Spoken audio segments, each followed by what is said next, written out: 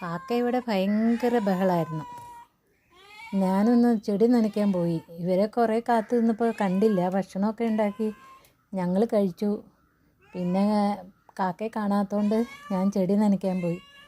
പിന്നെ നോക്കുമ്പോണ്ട് ഈ അടുക്കളയുടെ ഷീറ്റിൻ്റെ മുകളിൽ കിടന്ന് പട്ടാളക്കാർ നടക്കുന്ന മാതിരി അങ്ങോട്ടും ഇങ്ങോട്ടും നടക്കുകയും ഒച്ചപ്പാടുണ്ടാക്കുകയും ഒക്കെ ചെയ്ത്.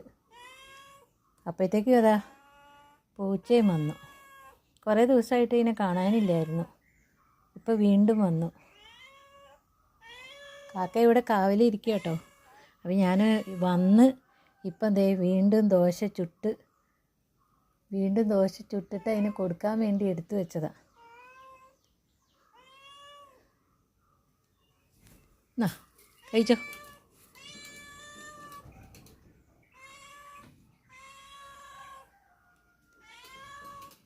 കഴിച്ചോ.